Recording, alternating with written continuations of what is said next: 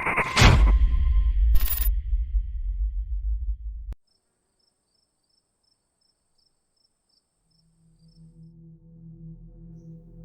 जी कथा मी तुम्हाला सांगणार आहे ती कोणताही बनावट किस्सा नाही, तर माझ्या एका काकांसोबत घडलेली खरी घटना आहे. त्यांच्या आयुष्यात घडलेली ही इतकी भयानक घटना होती की आजही ती आठवली की अंगावर काटा उभा राहतो. जास्त वेळ न घालवता चला सुरुवात करूया. नमस्कार मित्रांनो, माझं नाव संदीप पाटील आहे. मी मागच्या वर्षापासून मुंबईमध्ये ऑटो चालवण्याचं काम करतो. दिवस असो किंवा रात्र, मी अनेक प्रवाशांना त्यांच्या ठिकाणी सुरक्षित पोहोचवलं आहे. या शहरातील जवळपास प्रत्येक गल्ली, प्रत्येक रस्ता मला माहिती आहे. पण त्या एका रात्री जे माझ्यासोबत घडलं त्याने माझं आयुष्यच बदलून टाकलं. त्या रात्री साधारण 11 वाजले होते. मी माझ्या शेवटच्या सवारीच्या शोधात होतो आणि नकळत मी भिवंडी कल्याण रोडवर आलो, जो एका जुन्या स्मशान घाटाजवळून जातो. साधारणपणे मी रात्री या रस्त्याने कधीच जात नव्हतो, पण त्या दिवशी जणू काही अदृश्य शक्ती मला तिकडे खेचत होती. रस्त्यावर पूर्ण शांतता होती. हवेमध्ये एक विचित्र गारवा आणि झाडांच्या फांद्या वाऱ्यासोबत हालत होत्या. जणू काही मला त्या परत फिरायला सांगत होत्या. पण मी थांबलो नाही. थोडं पुढे गेल्यावर मला एक छोटंसं ढाब्यासारखं ठिकाण दिसलं, जिथे फक्त एक लालटेन जळत होती. आजूबाजूला काळोख आणि त्या प्रकाशातलं वातावरण इतकं विचित्र होतं की जणू ती जागा या जगाचीच नव्हती.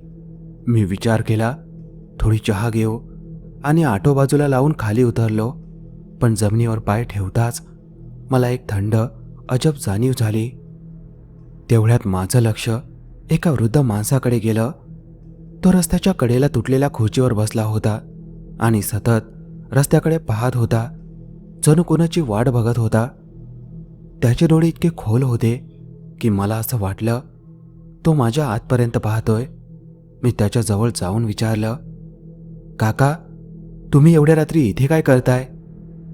तो खूप मंद आणि जळ आवाजात म्हणाला, बाळा, मला पुढे जायचं आहे, पण सवारी मिळत नाहीये. तू मला थोडं पुढं सोडशील का? त्याचा आवाज ऐकताच माझ्या अंगावर शहारे आले. पण एक वृद्ध माणूस आहे म्हणून मी होकार दिला. तो ऑटोमध्ये बसताच मला जाणवलं, ऑटो अचानक खूप जड झाला. जणू काही एखादी भारी गोष्ट आत बसली होती. माझं हृदय जोरात धडधडू लागलं. मी गाडी चालवायला सुरुवात केली. रस्ता आता अजूनच सुनसान झाला होता. फक्त वारा आणि अंधार. मी आरशात पाहिलं. तो वृद्ध शांत बसला होता, पण त्याचे डोळे आरशातून थेट माझ्याकडेच पाहत होते. माझा घसा कोरडा पडला होता. थोड्या वेळाने तो म्हणाला, मला पुढे त्या छोट्या घराजवळ उतरव. मी मान हलवली. काही मिनिटांनी आम्ही एका कच्च्या एकट्या घराजवळ पोहोचलो. आजूबाजूला कोणीच नव्हतं. तो हळूहळू खाली उतरला आणि काहीही न बोलता त्या अंधारात चालत गेला आणि काही क्षणात पूर्ण गायब झाला. मी सुटकेचा निश्वास सोडला आणि ऑटो पुढे घेतला. पण थोडं पुढे जाताच मला पुन्हा जाणवलं, ऑटो अजूनही जड आहे. जणू कोणी अजूनही मागे बसलं आहे. मी घाबरून आरशात पाहिलं, पण कोणीच नव्हतं. पण तरीही स्पष्ट जाणवत होतं कोणीतरी आहे. मी गाडीचा वेग वाढवला आणि तेवढ्यात माझ्या कानाजवळून एक हळूशी कुजबूज ऐकू आली, संदीप. माझे हात थरथरू लागले. हृदय जोरात धडधडू लागलं.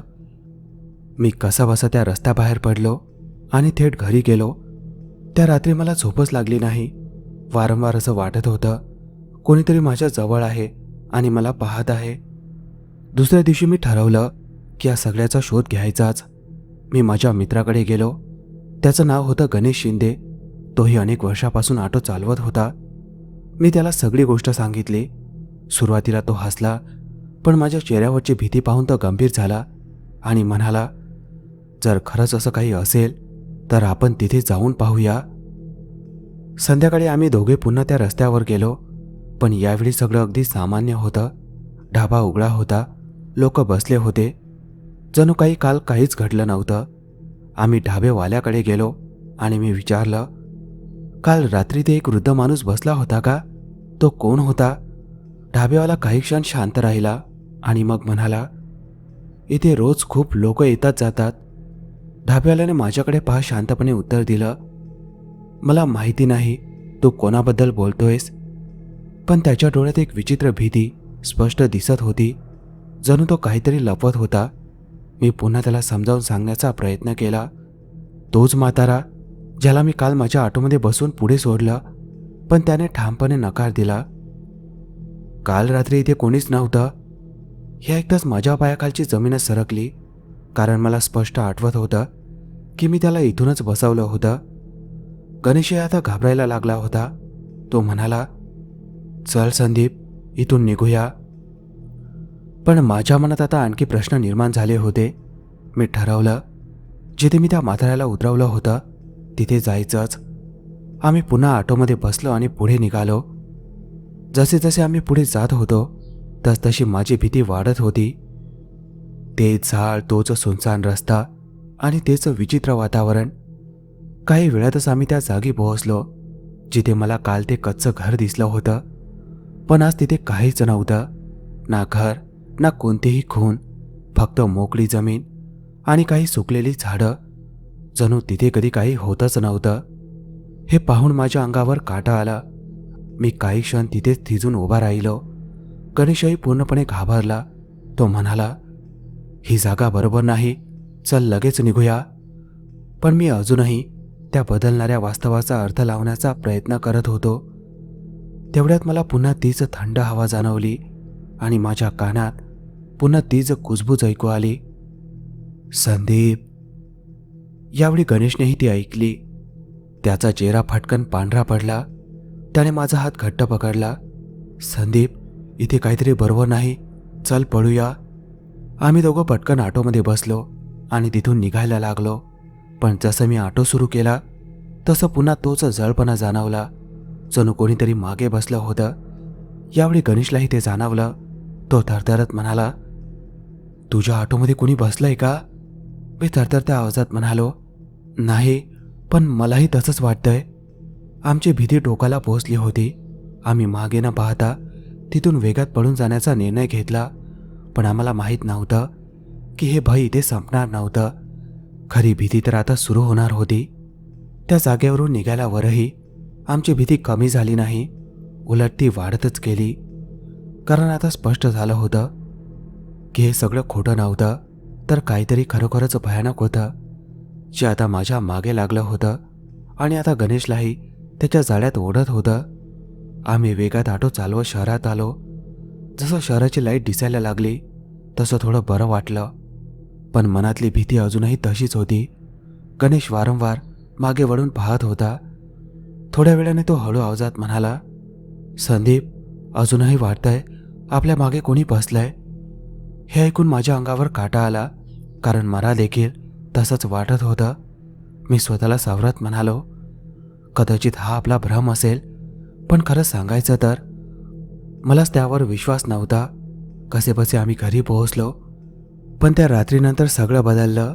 मी घरी जाऊन दरवाजा लावला आणि बेडवर बसलो. पण डोळे बंद करताच तोच म्हातारा दिसू लागला. त्याचे चमकणारे डोळे आणि तो मला घुरत होता. मी घाबरून उठलो, लाईट लावली, पण खोलीत कोणीच नव्हतं.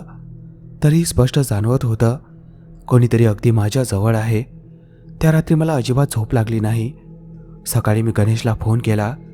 त्याने थरथरत्या आवाजात सांगितलं की त्यालाही रात्रभर असंच वाटत होतं, जणू कोणी त्याच्या खोलीत फिरत होतं. आता आम्हाला खात्री झाली की ही साधी गोष्ट नाही. गणेशने मला एका बाबांबद्दल सांगितलं जे अशा गोष्टी समजतात. आम्ही दुपारी त्यांच्याकडे गेलो. ते टिटवाळा गणपती मंदिर परिसर जवळ राहत होते. आम्ही बसताच त्यांनी काहीही न विचारता म्हटलं, तुमच्यावर एका आत्म्याची सावली आहे. हे ऐकून आमचे होश उडाले, कारण आम्ही अजून काही सांगितलेलंच नव्हतं. मी सगळी घटना सांगितली. ते शांतपणे ऐकत राहिले, डोळे बंद करून काही वेळ बसले आणि मग म्हणाले, तो म्हातारा माणूस नव्हता, तो एक भटकणारी आत्मा आहे आणि जो कोणी त्याला सोबत घेतो त्याच्याशी ती चिटकते. हे ऐकून माझ्या पायाखालची जमीन सरकली. मी घाबरून विचारलं, आता काय करायचं? ते म्हणाले, वेळेत उपाय केला नाही तर ती आत्मा तुम्हाला पूर्णपणे ताब्यात घेईल. आणि त्यांनी सांगितलं, आज रात्रीच तुम्हाला पुन्हा त्या जागी जावं लागेल आणि त्या आत्म्याला तिथे सोडावं लागेल. हे ऐकून माझं हृदय खाली बसलं, पण दुसरा मार्ग नव्हता. रात्र झाली. आम्ही पुन्हा त्या रस्त्यावर निघालो. हवा पुन्हा थंड झाली. झाडं पुन्हा विचित्र हलू लागली. ढाब्याजवळ पोहोचलो तर तिथे कोणीच नव्हतं, फक्त एक लोकलोकणारी लालटेन. मी वारंवार आरशात पाहत होतो आणि मला पुन्हा एक धुसर सावली दिसत होती. आम्ही त्या जागी पोहोचलो. अचानक ऑटोचा वेग कमी झाला. जणू कोणीतरी ऑटोला पकडलं होतं आणि पुन्हा तीच कुजबूज, पण यावेळी रागाने, संदीप, निघून जा इथून. गणेश घाबरून म्हणाला, तो इथेच आहे. मी धाडस करून मागे पाहिलं आणि यावेळी मला स्पष्ट दिसलं एक धुसर आकृती, त्याचा म्हाताराचा चेहरा, चमकणारे डोळे. तो माझ्याकडे रागाने पाहत होता. गणेश किंचाळला, लवकर उतरव त्याला. मी थरथरत दार उघडलं आणि ओरडलो, इथंच उतर, आम्हाला सोड. पण क्षणात त्याचा चेहरा भयानक झाला. डोळे लाल झाले आणि अचानक ऑटोचं हँडल स्वतःहून हलू लागलं. जणू कोणीतरी ते पकडून ओढत होतं.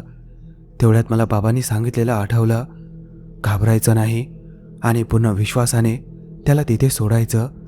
मी थरथरत धाडस केलं आणि बाबांनी सांगितलेलं त्याचं नाव जोरात उच्चारलं. जसे मी ते नाव घेतलं, अचानक जोराच्या वाऱ्याची झुळूक आली आणि ती आकृती हळूहळू मागे सरकू लागली. एक भयानक किंकाळी हवेत घुमली, ज्याने आमच्या अंगावर काटा आणला. काही क्षणातच ती आकृती पूर्णपणे गायब झाली. ऑटोचं वजनही अचानक हलकं झालं. मी आणि गणेश काही क्षण तिथे शांत बसून राहिलो, कारण आता जे घडलं त्यावर विश्वास ठेवणं कठीण होतं. थोड्या वेळाने आम्ही सावरलो आणि तिथून लगेच निघालो.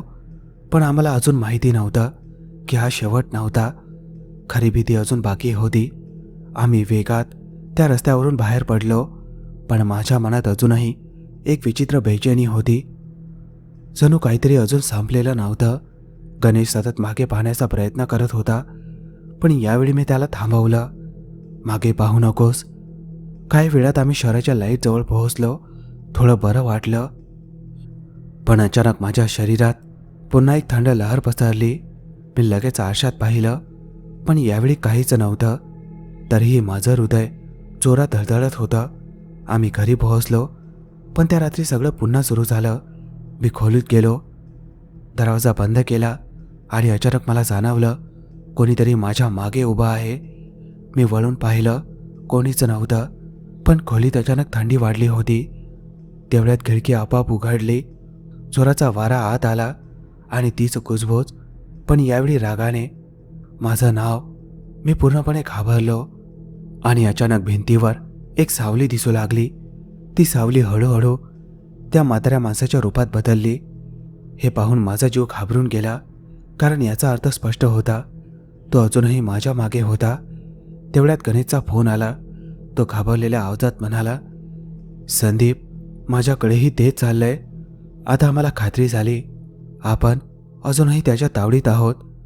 दुसऱ्या दिवशी आम्ही पुन्हा बाबांकडे गेलो आणि सगळी गोष्ट सांगितली. बाबांनी खोल श्वास घेतला आणि म्हणाले, तुम्ही त्याला तिथे सोडला आहे, पण तो खूप शक्तिशाली आहे. तो आता तुमच्याशी जोडला गेला आहे. त्याला पुन्हा मुक्त करायचं असेल तर त्याची अपूर्ण इच्छा पूर्ण करावी लागेल. हे ऐकून आमच्या अंगावर काटा आला. मी विचारलं, काय करावं लागेल? बाबा म्हणाले, त्याचा भूतकाळ शोधा, त्याचं सत्य समजा, तो का भटकतोय ते समजल्याशिवाय तो तुम्हाला सोडणार नाही. आता ही फक्त भीती नव्हती, ही एक गुंफलेली गूढ कथा झाली होती.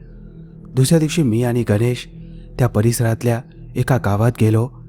तिथे काही जुनी घरं आणि काही वृद्ध लोक राहत होते. आम्ही एका वृद्ध माणसाशी बोललो. मी सगळी गोष्ट सांगितली. तो ऐकत राहिला आणि त्याच्या चेहऱ्यावर भीती स्पष्ट दिसत होती. थोड्या वेळाने तो म्हणाला, तुम्ही खूप मोठी चूक केली आहे. हे ऐकून आमचं हृदय जोरात धडधडू लागलं. आम्ही त्या म्हाताऱ्याबद्दल विचारलं. तो म्हणाला, खूप वर्षापूर्वी त्या रस्त्यावर एक गरीब म्हातारा राहत होता. तो लोकांकडून मदत मागून जगायचा, पण एके रात्री ढाब्याजवळ काही लोकांनी त्याला मारहाण करून हाकलून दिलं. तो बिचारा भटकत राहिला आणि शेवटी स्मशान घाटाजवळ त्याचा मृत्यू झाला. हे ऐकून आमच्या अंगावर काटा आला, कारण ही तीच जागा होती.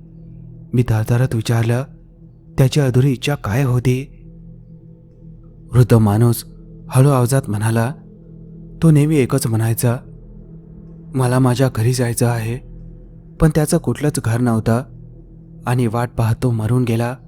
म्हणूनच आजही तो या रस्त्यावर सवारीची वाट पाहतोय आणि जो कोणी त्याला बसवतो तो त्याच्याशी कायमचा जोडला जातो. हे ऐकल्यावर मी आणि गणेश काही क्षण शांत बसलो.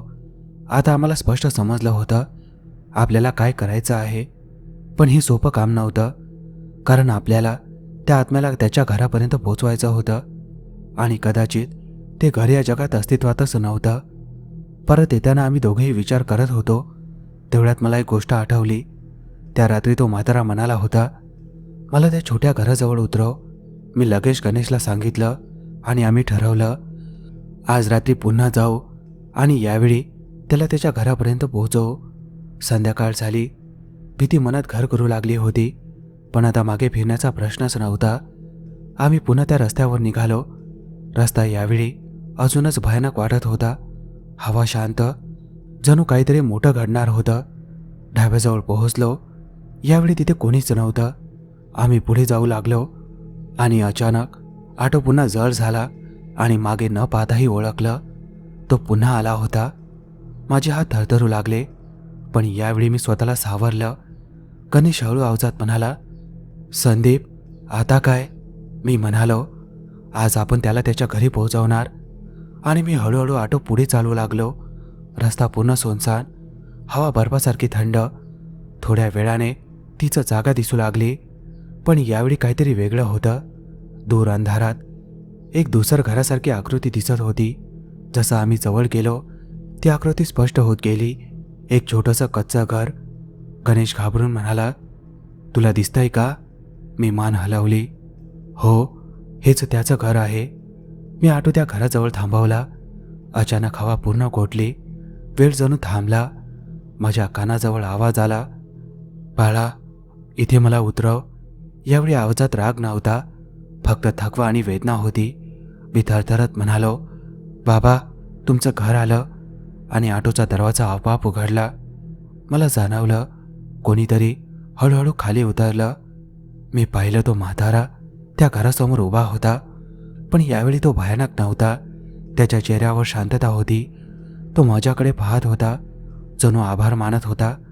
आणि मग तो हळूहळू घरात शिरला आणि क्षणात ते घर आणि ते दोघंही गायब झाले. पुन्हा तिथे फक्त एक रिकामी जमीन उरली. ऑटो हलका झाला. हवा सामान्य झाली. मी आणि गणेश शांत बसलो. गणेश म्हणाला, सगळं संपलं बहुतेक.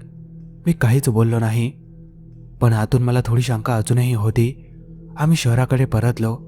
यावेळी रस्ता तितका भयानक वाटत नव्हता. त्या रात्री खूप दिवसांनी मला गाढ झोप लागली, पण मध्यरात्री अचानक माझी झोप उडाली. मला असं वाटलं कोणीतरी मला दुरून हाक मारत आहे, पण यावेळी आवाजात भीती नव्हती, एक बेचैनी होती. सकाळी मी गणेशला फोन केला. तो म्हणाला, मलाही स्वप्न पडलं. मी त्या रस्त्यावर उभं होतो आणि कोणीतरी मला बोलावत होतं. आता आम्हाला समजलं काहीतरी अजून बाकी आहे. आम्ही पुन्हा बाबांकडे गेलो. त्यांनी डोळे बंद केले आणि म्हणाले, तुम्ही त्या आत्म्याला मुक्त केलं, पण ती जागा आधीपासून शापित आहे आणि आता तो शाप जागा झाला आहे. हे ऐकून आमच्या अंगावर काटा आला. बाबा पुढे म्हणाले, जेव्हा एखादी आत्मा मुक्त होते तेव्हा ती त्या जागेचा शाप मागे सोडते आणि आता तो शाप तुमच्याशी जोडला गेला आहे. माझे पाय थरथरू लागले. गणेश घाबरून म्हणाला, आता काय करायचं? बाबा गंभीरपणे म्हणाले, आज रात्री शेवटची वेळ. तिथे तुम्हाला जावं लागेल, पण जे काही दिसेल त्याला घाबरू नका, कारण तेच तुम्हाला मुक्त करेल किंवा कायमचं अडकवेल. आम्ही एकमेकांकडे पाहिलं. भीती होती, पण आता मागे फिरणं शक्य नव्हतं. रात्र जवळ येत होती. माझं हृदय जोरात धडधडत होतं, कारण आजची रात्र सगळं ठरवणार होती. मी आणि गणेश दोघंही शांतपणे ऑटोमध्ये बसलो. एकही शब्द न बोलता आम्ही पुन्हा त्या रस्त्याकडे निघालो. आता बोलण्याची गरजच नव्हती, कारण आमच्या चेहऱ्यावरच सगळं दिसत होतं, भीती आणि निर्धार. जसं जसं आम्ही शहराच्या प्रकाशापासून दूर जात होतो, तसतसं वातावरण बदलत होतं. हवा पुन्हा थंड झाली होती. सगळीकडे शांतता, जणू संपूर्ण जग थांबलं होतं. ढाब्याजवळ पोहोचलो, पण यावेळी तिथे काहीच नव्हतं. ना प्रकाश, ना माणूस, फक्त काळोख. जणू ती जागा आता या जगाची राहिलीच नव्हती. मी ऑटो पुढे घेतला आणि अचानक ऑटोचं इंजिन बंद पडलं. ऑटो रस्त्याच्या मध्येच थांबला. तेवढ्या जोराचा वारा सुटला. झाडं वेड्यासारखी हलू लागली. गणेश माझा हात घट्ट पकडून म्हणाला, संदीप, इथून जाऊया. पण आता परत जाण्याचा प्रश्नच नव्हता.